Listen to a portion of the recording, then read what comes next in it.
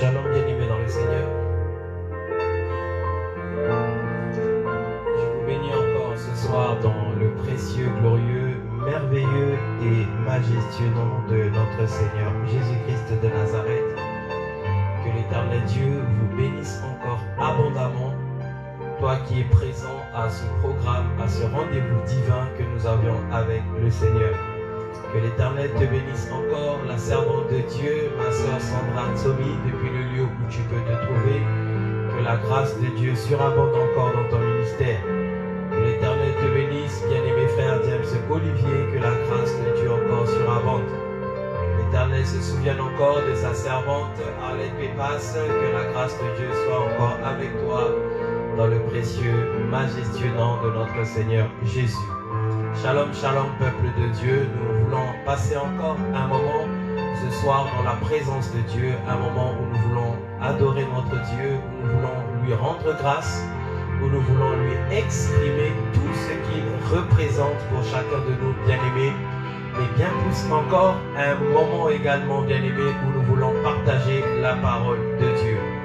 Alors là où tu es, bien-aimé, je vais tout simplement t'inviter à prendre une attitude d'adoration, une attitude d'humilité, l'expression de quelqu'un qui est en train de reconnaître que Dieu est assis sur son trône et que nous ne sommes que misérables devant lui. Nous ne sommes que des pauvres pécheurs.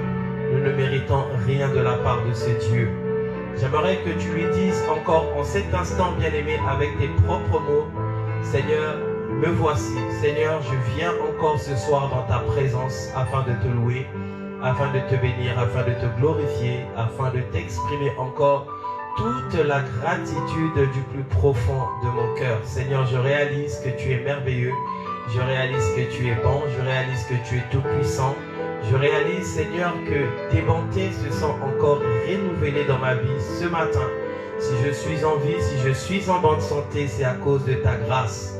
Je veux qu'avec tes propres mots, bien-aimés, que tu puisses prier le Seigneur ton Dieu. Avec tes propres mots, que tu lui dises encore, bien-aimé, ce qu'il représente pour toi. J'aimerais que tu lui dises encore, bien-aimé, l'expression de ta gratitude, l'expression de ta reconnaissance. Que tu lui dises, Seigneur, si je suis là ce soir, c'est à cause de toi. C'est à cause de toi, mon roi. Combien sont-ils, bien-aimés, qui ne se sont pas pu se lever encore ce matin? Combien sont-ils, bien-aimés, de manière imprévue, de manière, bien-aimée, je dirais prématurée, ont quitté encore ce monde? Mais toi qui es resté en vie, bien-aimé, tu n'es pas meilleur qu'eux. Tu n'es pas plus juste que eux. Ce n'est que la grâce de Dieu. Je veux que tu réalises en ce moment, bien-aimé, que ce matin, en te levant, en voyant ta famille, en voyant tes enfants, en voyant ton époux, ton épouse qui était à côté de toi, c'est une grâce du Seigneur.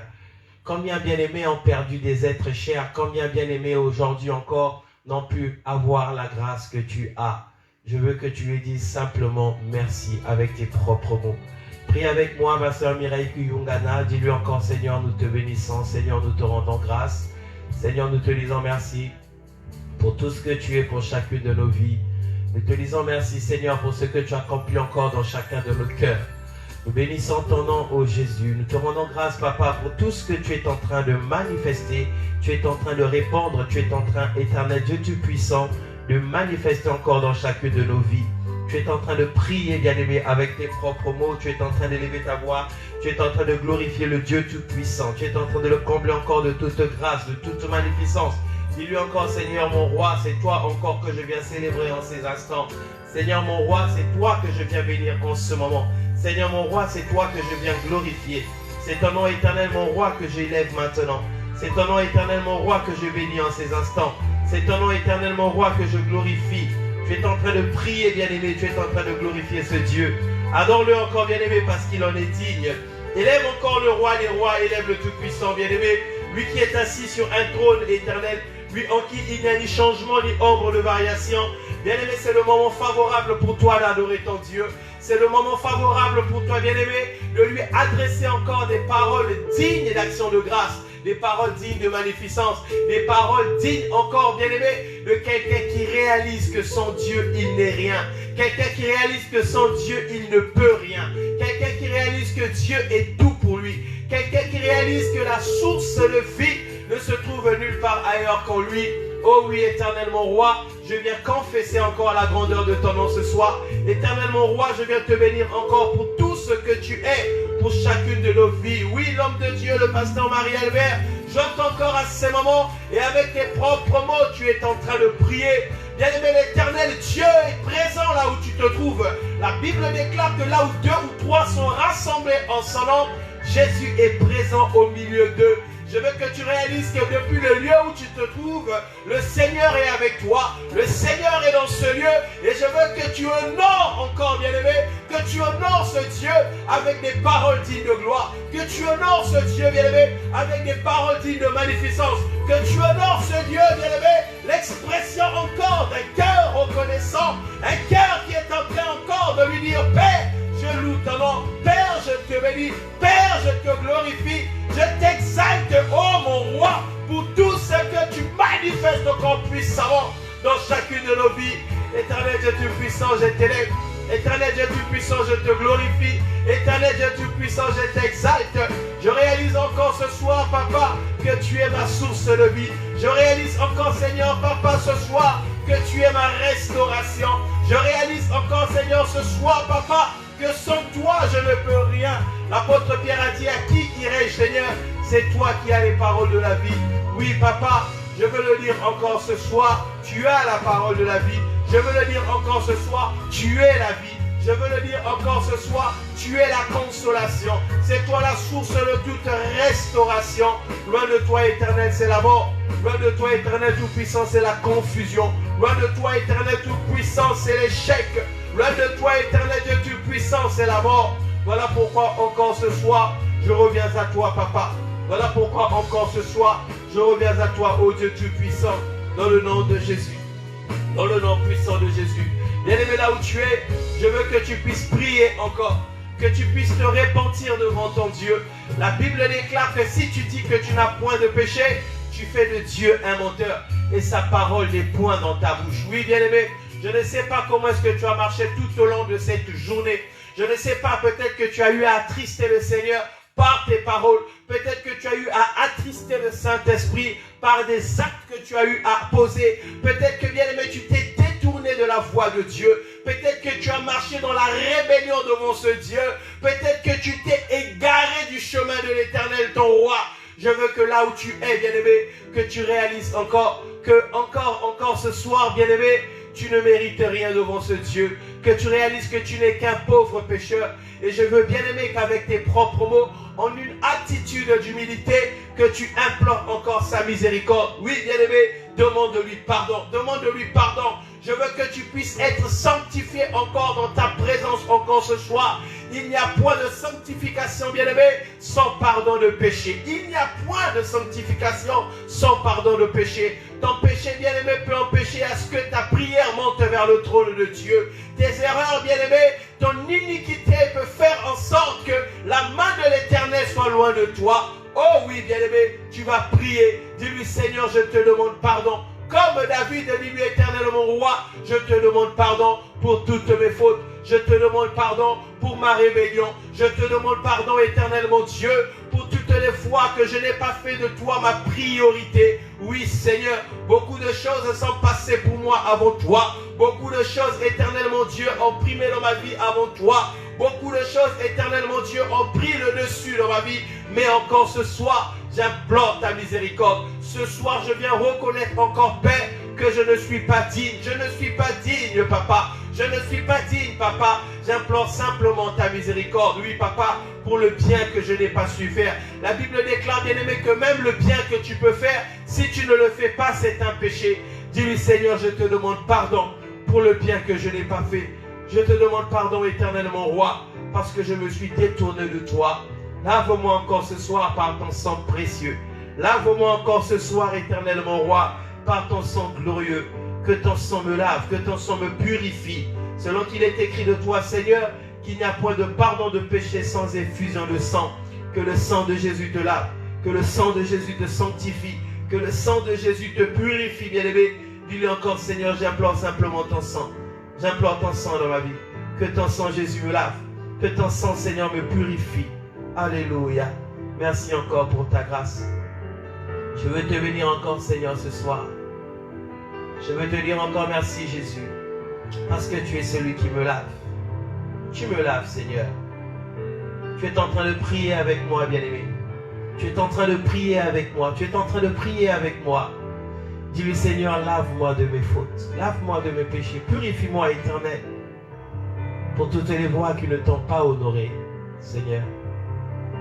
Ce soir encore, j'implore ta miséricorde. Toutes les voix qui ne t'ont pas glorifié, Papa. Ce soir, j'implore ta miséricorde. Hey! Idakamawa Santa Koroboko Sondoko Yababase. Shikenebeke Sandaka Yamama Saka. Yokoroboko Sondoko Yoko Yamama Sendeke Yababase. Hey Jésus! Hey mon roi! Hey mon roi! Alléluia. Tu vas prier avec moi, bien-aimé. Ce dimanche, nous allons commencer un marathon de prière de 7 jours.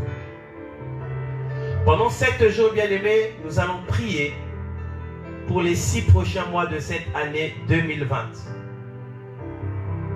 Et je veux que tu pries maintenant, afin que tu lui dises, Seigneur, fais-moi la grâce de rentrer dans ce programme de prière. Que je ne sois pas distrait, que rien ne me détourne de ce programme. Tu lui dis, Seigneur, je crois que pendant ce marathon de prière, Père, quelque chose se fera dans ma vie. Oh Seigneur, je prie afin que tu disposes le temps. Je prie, Seigneur, afin que tu disposes toutes les circonstances en ma faveur. Que je sois connecté à ce programme de prière. Oui, Jésus, je ne veux manquer aucun de ces moments. Oui, Seigneur, je veux que tu sois le guide de toutes choses. Tu as dit dans ta parole que sans toi, je ne peux rien faire. C'est toi qui produis en moi le vouloir et le faire selon ton bon plaisir. Il n'y a que toi qui peux guider mes pas, Seigneur. Car il est écrit de toi que personne, mais vraiment personne, ne peut venir à toi si tu ne l'as appelé. Oh Seigneur, mets encore une graine dans mon cœur pour ce programme. Crée en moi ce désir, crée en moi ce vouloir. Dispose en moi, Seigneur, toutes circonstances à ma faveur. Que je sois connecté à toi pendant ce marathon de prière. Que ce soit des temps forts. Des temps, Seigneur, où tu seras à l'écoute. Mais des temps, Seigneur, où tu vas me parler. Tu as dit, invoque-moi, je te répondrai. Oui, Seigneur. Des temps où je vais t'invoquer. Tu es en train de prier, bien-aimé. Tu es en train de prier. Le Seigneur ne fera que ce que tu vas lui dire maintenant. Si tu ne lui dis rien, rien ne se passera. Dis-lui, Seigneur, que ce soit des moments où je veux t'entendre, des moments où je vais t'écouter. Des moments, Seigneur, où ta gloire va illuminer encore ces 6 prochains mois. Hey! Jésus, tu es digne, Seigneur, dans le nom de Jésus. Prie encore pour la parole. Nous voulons partager encore la parole de Dieu en ces instants. J'aimerais que tu puisses prier pour la parole. J'aimerais que tu puisses prier pour la parole.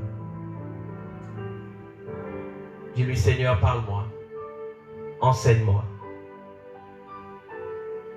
Tu as dit de toi parole, Seigneur. L'homme ne vivra pas de pain seulement. Oui, Jésus. Je vais être nourri maintenant. Je vais être nourri maintenant. Dans le nom de Jésus, que j'ai ainsi prié, et tous ensemble, nous disons 3 fois, Amen, Amen, Amen. Que l'Éternel Dieu te bénisse encore abondamment, bien-aimé, depuis le lieu où tu te trouves.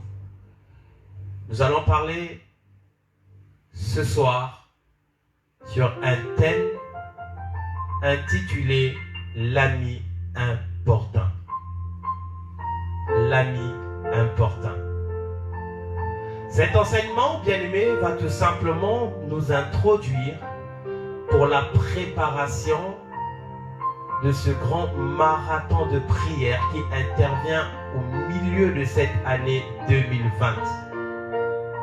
Une année, bien-aimée, particulièrement difficile. Une année qui a commencé avec un tableau sombre.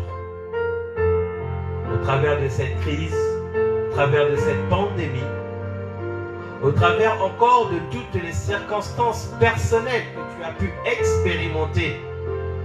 Je ne sais pas, peut-être que tu as commencé cette année dans le combat, dans la confusion, dans le doute, dans les épreuves. Je ne sais pas, au commencement de cette année, tu t'étais certainement bien aimé, fait des projets. Tu as crié bonne année, succès, joie, bonheur. Beaucoup ont été disqualifiés car ils ont quitté ce monde. Mais toi qui es encore là, peut-être que bien aimé, beaucoup de choses se sont produites que tu n'attendais pas. Des choses qui se sont imposées à toi. Et au milieu de cette année, le Seigneur permet que nous puissions avoir donc ce programme de prière. L'ami important. C'est quoi exactement ce thème, l'ami important? Je veux que tu me suives attentivement. La compréhension du message que je vais t'apporter ce soir te permettra de pouvoir orienter les 6 prochains mois de cette année 2020 dans une autre dimension. La compréhension, bien-aimée, de ces paroles qui te seront adressées maintenant vont transporter ta foi dans une autre dimension. L'ami important, bien-aimé, c'est tout simplement le titre d'une parabole que notre Seigneur Jésus-Christ a enseigné à ses disciples. L'ami important. L'ami important. Sans plus tarder, j'aimerais que tu prennes avec moi ta Bible dans le livre de Jean chapitre 15. Jean chapitre 15. Et nous allons faire la lecture à partir du verset 14.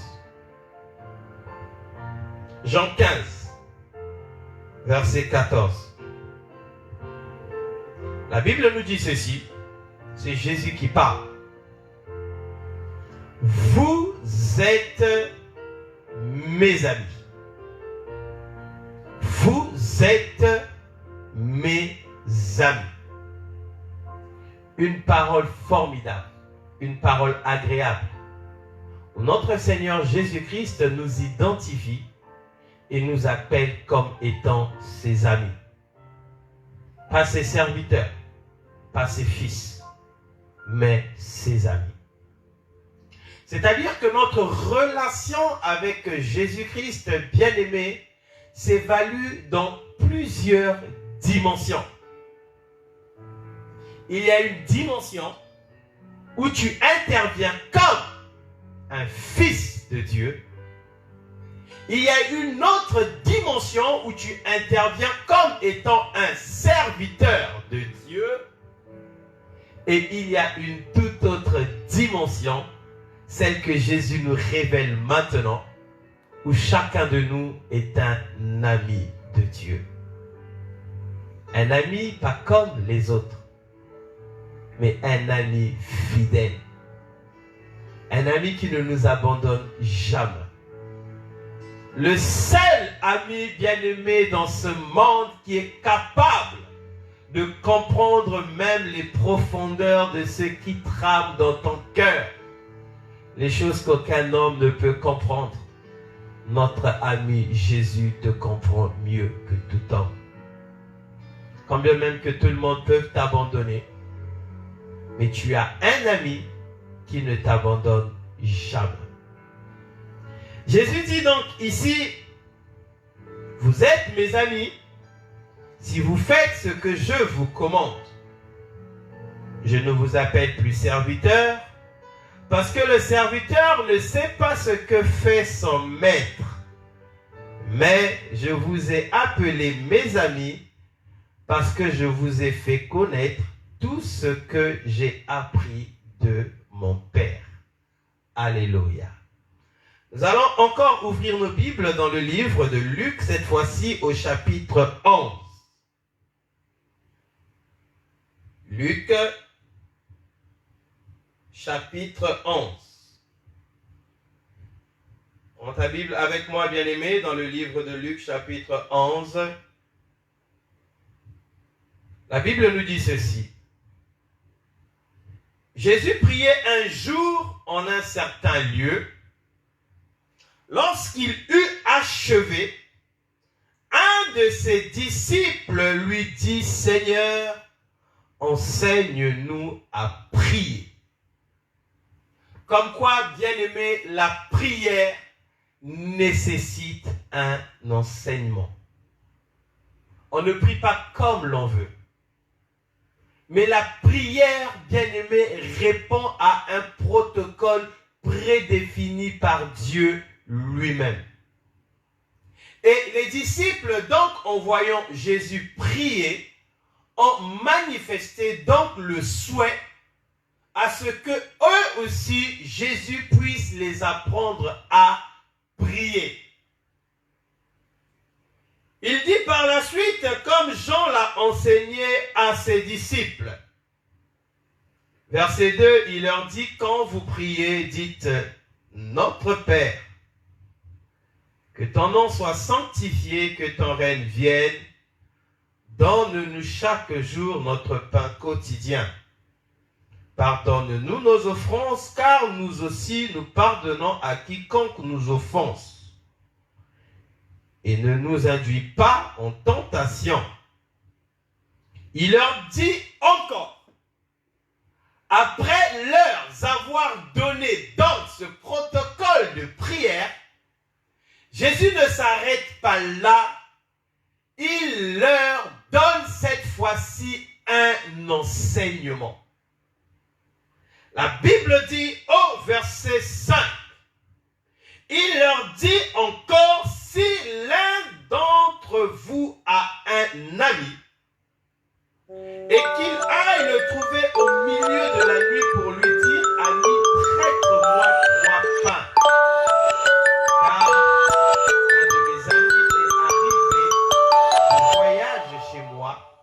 Alléluia. Excusez-moi. Il lui dit, un de mes amis est arrivé en voyage chez moi. Alléluia.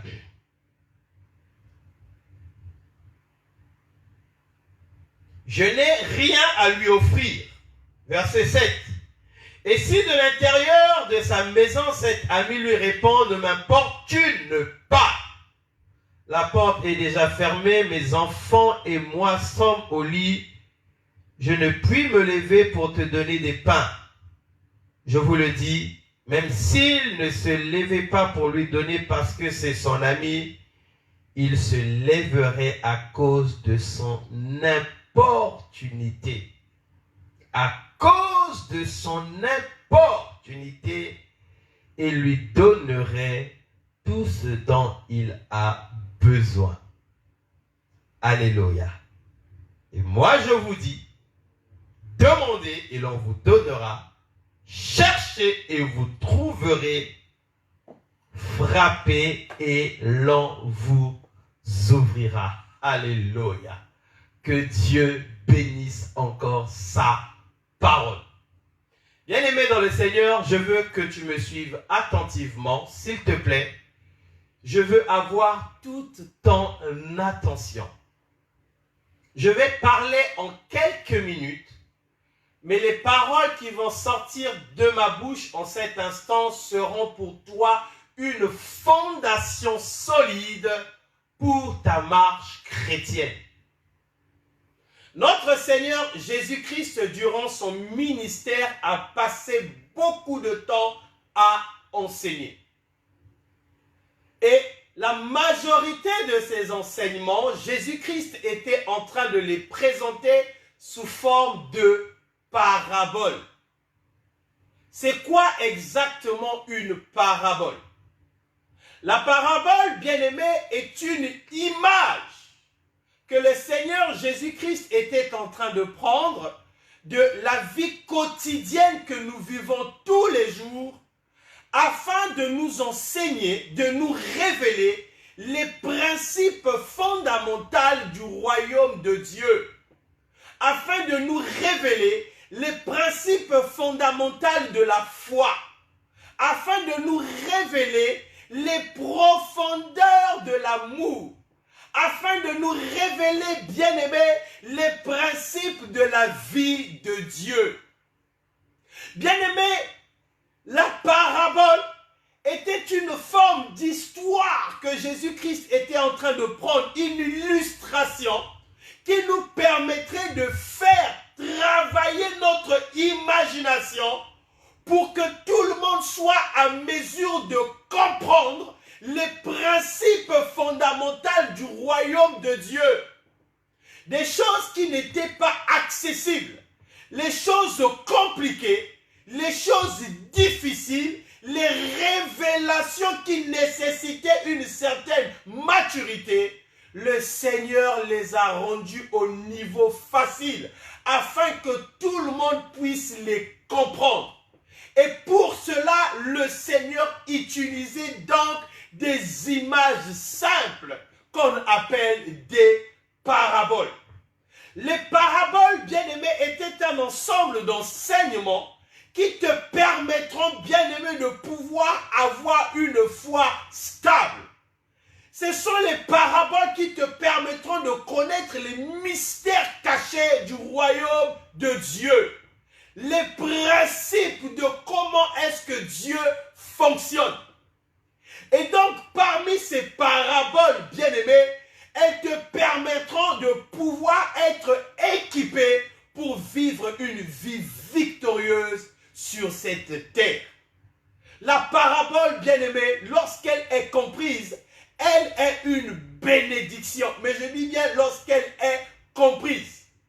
Je vais te permettre, bien-aimé, au travers de ces 5 éléments, te permettre de pouvoir avoir une compréhension face à toutes sortes de paraboles de notre Seigneur Jésus que tu pourras rencontrer, méditer, lire.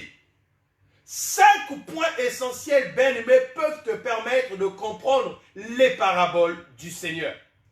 Pour que tu comprennes les paraboles du Seigneur, la première chose que tu dois faire, c'est de te poser d'abord la question de savoir pourquoi est-ce que le Seigneur a-t-il dit cette parabole. Tu dois d'abord chercher à comprendre les raisons, les circonstances, les conditions qui ont emmené le Seigneur Jésus-Christ à apporter cette parabole. C'est la première des choses que tu dois faire. La deuxième chose que tu dois faire, bien-aimé, c'est de te poser la question de savoir à qui est-ce que le Seigneur Jésus-Christ était en train de s'adresser au travers de cette parabole. Parce que la parabole, bien-aimée, elle n'était pas adressée à tout le monde. Chaque catégorie de parabole correspondait, bien-aimé, à une catégorie de personnes. Il y a des paraboles qui s'adressent à des inconvertis. Il y a des paraboles qui s'adressent aux disciples de Dieu. Il y a des paraboles qui s'adressent aux serviteurs de Dieu.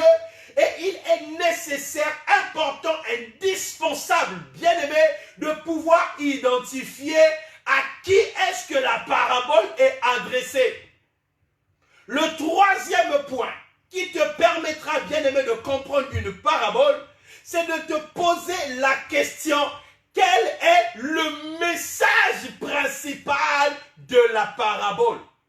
C'est-à-dire que si tu pouvais résumer la parabole en une seule phrase, qu'est-ce que tu retiendrais de tout ce que le Seigneur a dit? Alléluia, dis-moi un amen bien. La quatrième chose, bien-aimé, c'est de savoir quelle est la conclusion de la parabole. Si tu ne maîtrises pas la conclusion de la parabole, toute la lecture que tu feras sera pour toi une perte de temps. Si tu ne maîtrises pas la conclusion de la parabole, la lecture que tu feras de la parabole, bien-aimé, sera pour toi une simple histoire. Il faut que tu identifies la conclusion de la parabole, c'est-à-dire l'enseignement à retenir. C'est-à-dire qu'au travers de tout ce que le Seigneur Jésus-Christ a dit, qu'est-ce que je retiens moi personnellement? Et la cinquième chose, bien-aimé, mais qui est aussi indispensable pour te permettre de pouvoir hériter de la bénédiction de la parabole, parce que derrière toute parabole est rattachée une bénédiction, c'est de te poser la question de savoir qu'est-ce que cette parabole m'apporte par rapport au temps actuel. C'est-à-dire qu'en 2020, où nous sommes actuellement, dans la situation dans laquelle tu es en train de te trouver, depuis le lieu où tu es, la parabole que Jésus-Christ a annoncée, elle apporte quoi comme enseignement dans ma vie actuellement? Alléluia!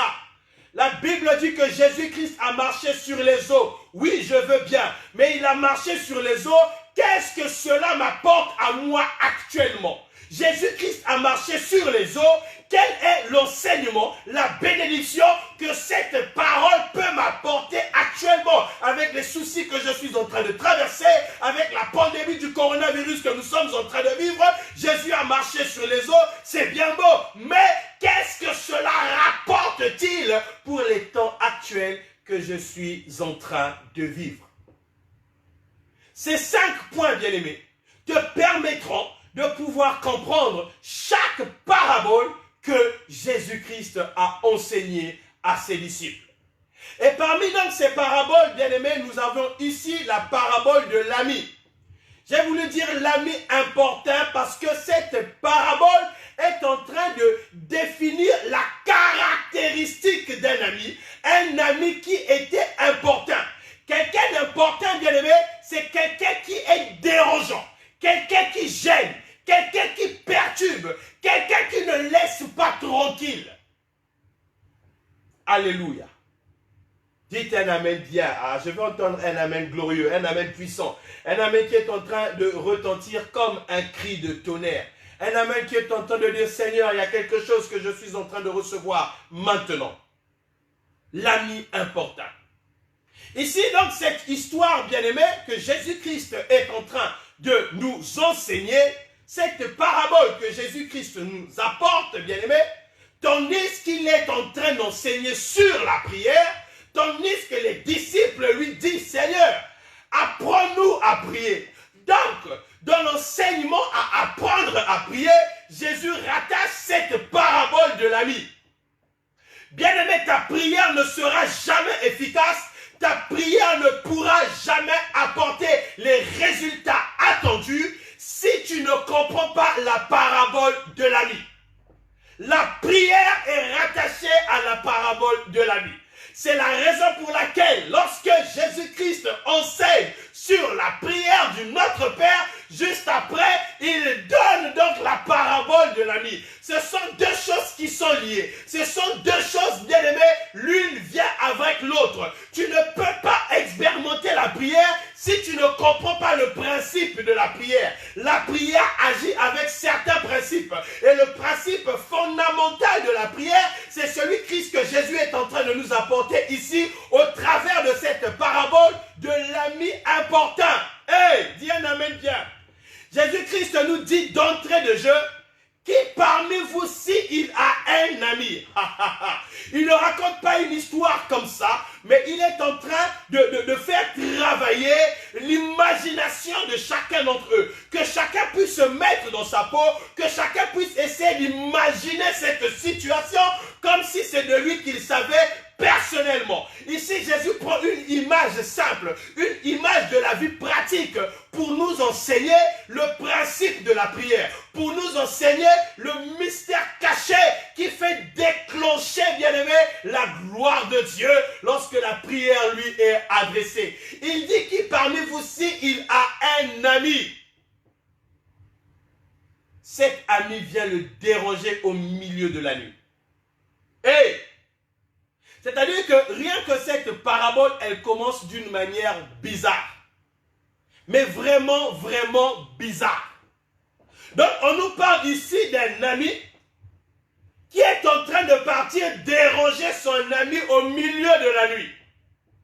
Et un dérangement imprévu. Un dérangement inattendu. C'est-à-dire que je suis chez moi au milieu de la nuit et quelqu'un vient sonner chez moi pendant que tout le monde dort. Je suis fatigué, j'ai une journée de travail chargée, j'essaie de me reposer et au milieu de la nuit à 2 heures du matin, c'est cet ami qui vient sonner chez moi sans même me prévenir. On n'avait pas rendez-vous. Comme ça.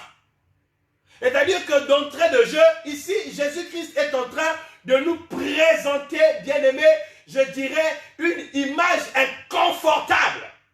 Totalement inconfortable.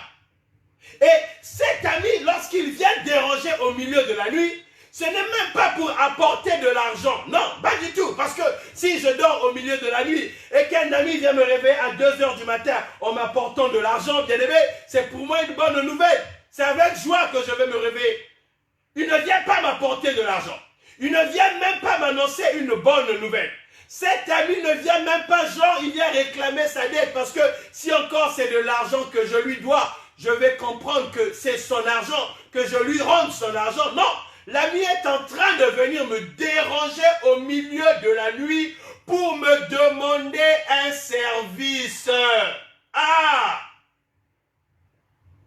Un service. Quel manque de savoir-vivre. Je dors chez moi. Et toi, tu viens me réveiller. Pourquoi me demander du pain? Sous prétexte que tu as reçu des visiteurs chez toi au milieu de la nuit. Des visiteurs aussi que je ne connais pas.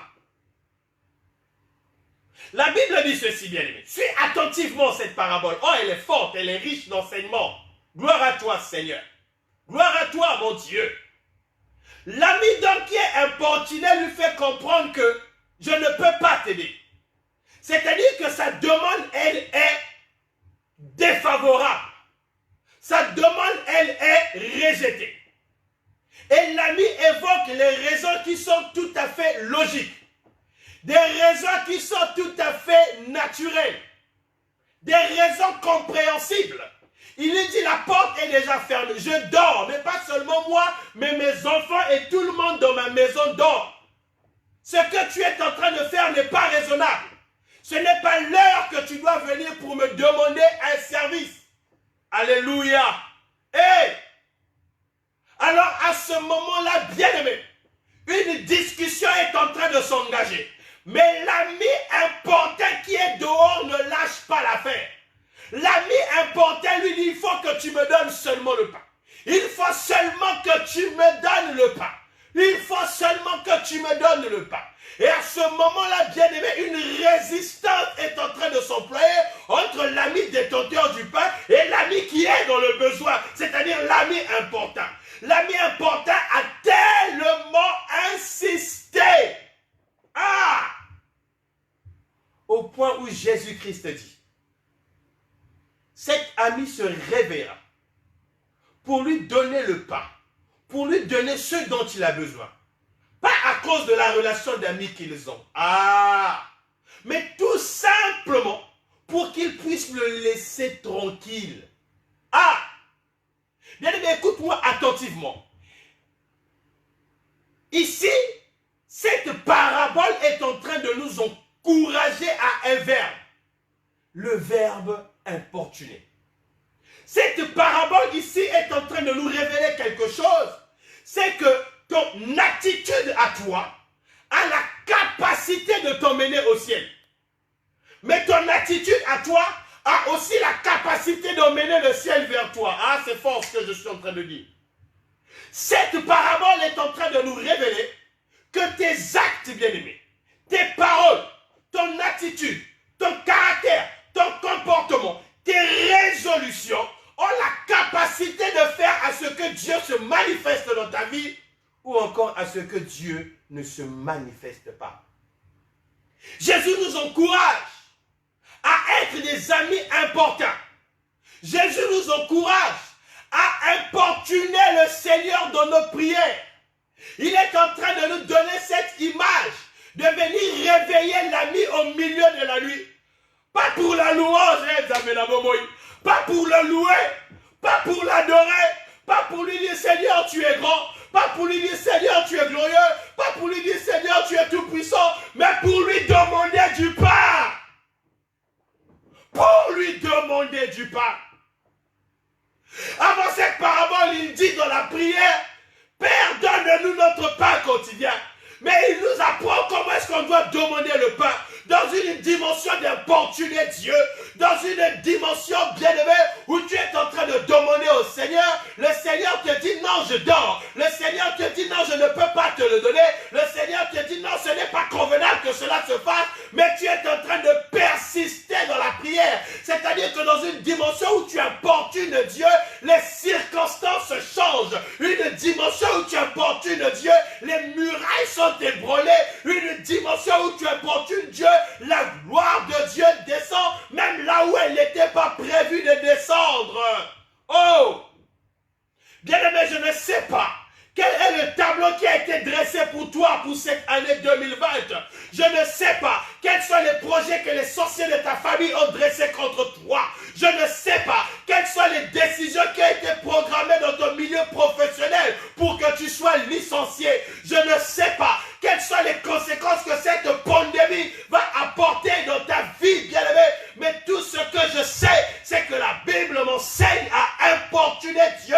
C'est-à-dire que là où les choses étaient sombres, on doit importuner le Seigneur afin que les choses changent. Bien-aimé, lorsque tu importunes Dieu, tu as la capacité même de changer ce que Dieu avait arrêté. Ah, qu'est-ce que je suis en train de dire? C'est-à-dire que le Seigneur avait tracé une voie, mais tu dis, Père, celle-là, je ne l'accepte pas. Celle-là, ce n'est pas la mienne. Le matin, Seigneur, souviens-toi. À midi, Seigneur, souviens-toi. Le Seigneur, ce soir, Seigneur, souviens-toi. Tu importunes Dieu. Jésus-Christ dit, demandez, l'on vous donnera. Mais il ne s'arrête pas là. Cherchez et vous trouverez. Il ne s'arrête pas là. Frappez et l'on vous ouvrira. La prière monte dans des dimensions. Une dimension bien-aimée. Peut-être qu'au mois de janvier, tu as demandé, rien ne s'est fait. Ne te fatigue pas. Peut-être qu'au mois de février, tu as demandé, rien ne s'est fait. Ne te fatigue pas. Tu dois monter dans une autre dimension, bien-aimé.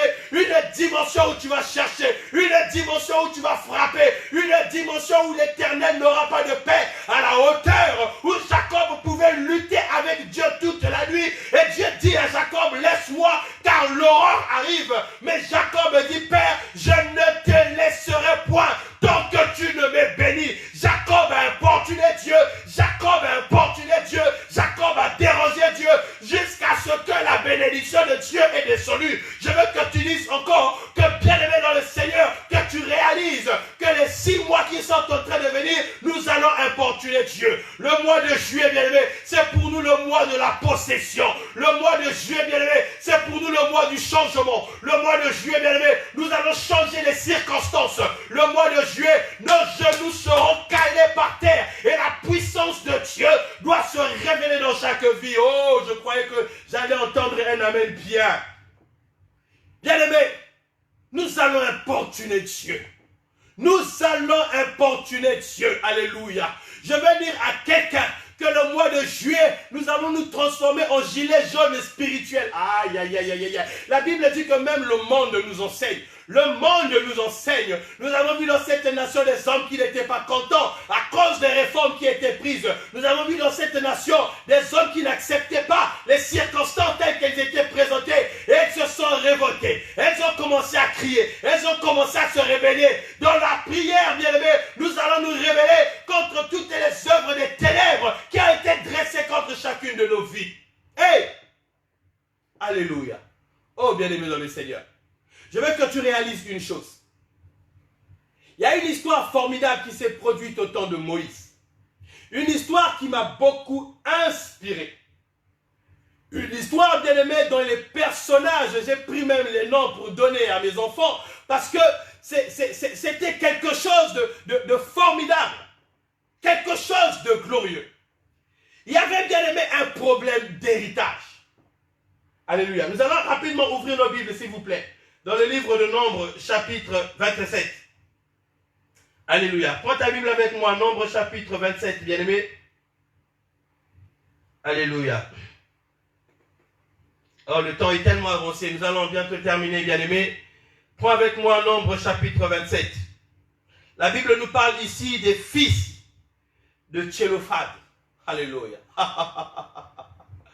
Oh, que Dieu soit loué. Que Dieu soit loué.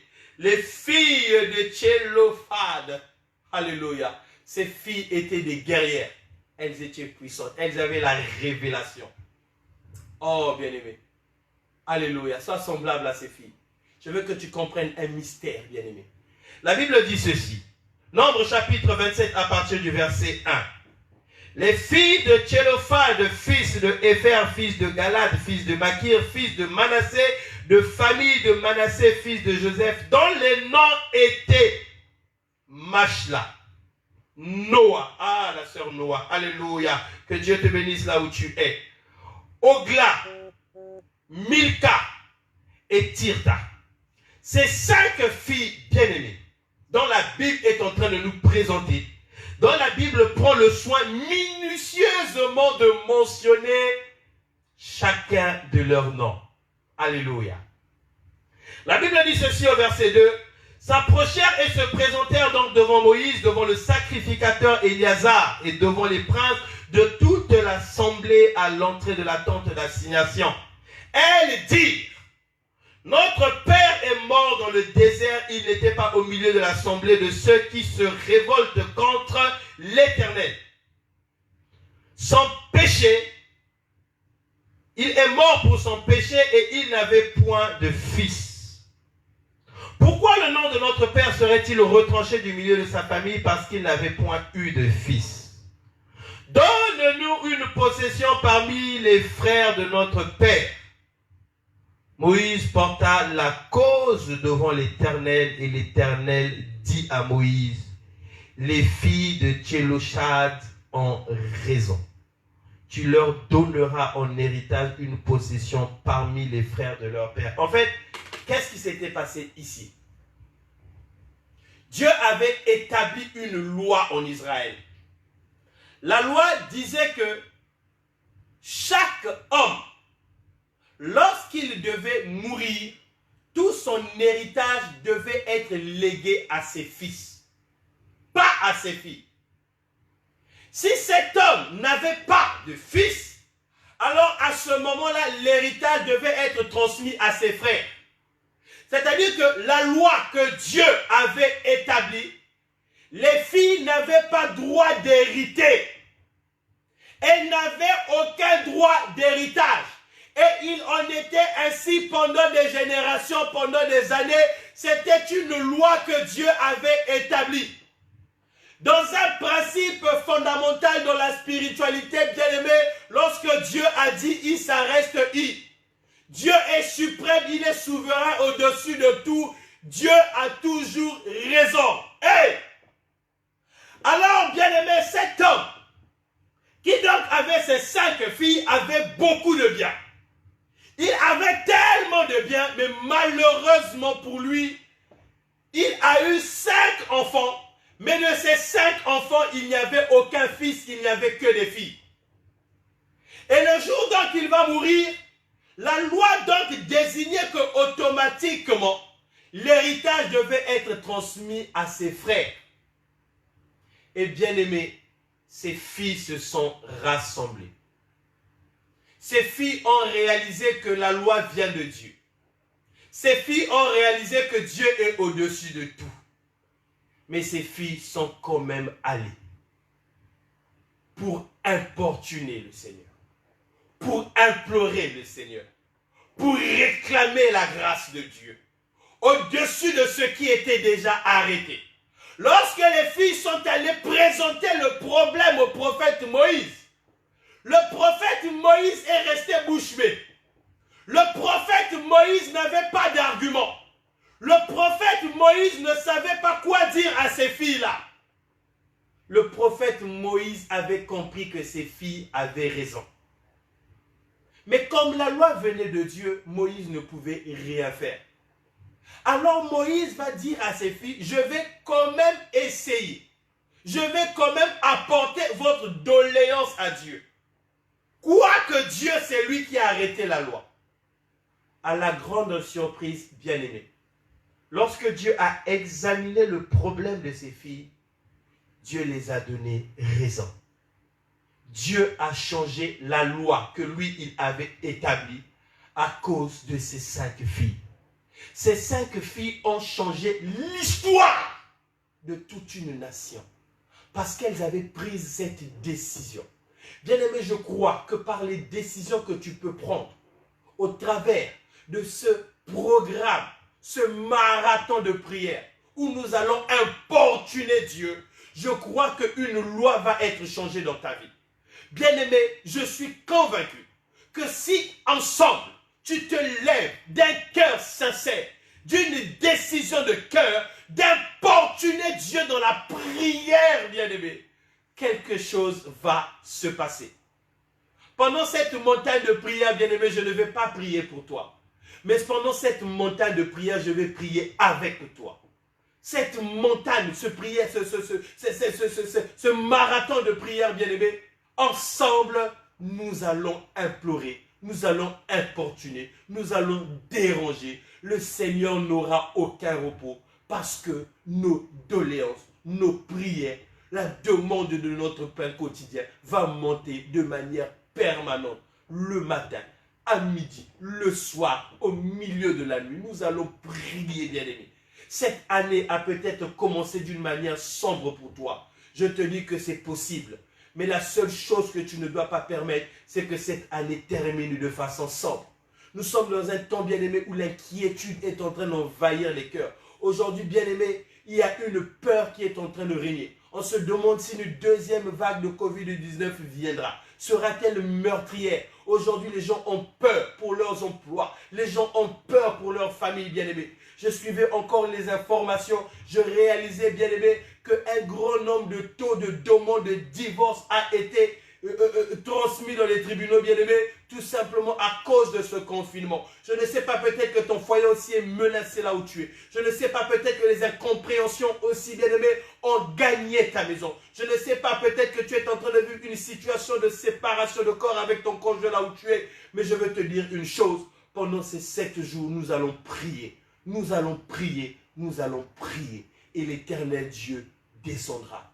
Dans le nom puissant de Jésus, que nous avions ainsi passé ces moments. Et je veux que tu dises avec moi un grand Amen.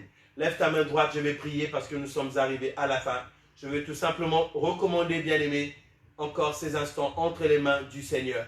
Dimanche, bien-aimé, nous commençons notre programme de prière. Alléluia. Dimanche, nous serons en ligne à partir de 11h. Nous sommes en ligne, bien-aimé. Et ensemble, nous allons prier, nous allons intercéder, nous allons prier, nous allons intercéder, nous allons prier, nous allons intercéder. Alléluia. D'ordinaire, nos cultes bien-aimés sont en ligne juste au moment de la parole. Mais pendant tout ce programme de prière, nous serons en ligne du début jusqu'à la fin. C'est-à-dire de 10h juste à 13h. Pendant 3 heures de temps, bien-aimés, nous serons en prière. Nous serons en prière, nous serons en prière. Alléluia. Ne manque pas ce moment, bien-aimé. Si tu as la possibilité d'être là, sois là, ne manque pas ce temps de prière. Si de là où tu peux te trouver, bien-aimé, sois connecté avec nous, suis ces moments de prière. L'Éternel Dieu te fera du bien. L'Éternel Dieu restaurera une vie. Et bien-aimé, l'Éternel Dieu changera encore le cours de ces 6 prochains mois que nous allons expérimenter. Lève ta main droite, je vais prier. Éternel Dieu de grâce, je recommande encore mon frère, ma soeur, entre tes saintes, divines et glorieuses mains. Que ton amour, Seigneur, surabonde dans chaque vie maintenant. Comble chacun d'eux, Père, de ta grâce. Dans le nom de Jésus que j'ai ainsi prié, tous ensemble, nous disons 3 fois. Amen, Amen, Amen. Que l'Éternel Dieu te bénisse encore abondamment, bien-aimé. Et nous nous retrouverons dimanche.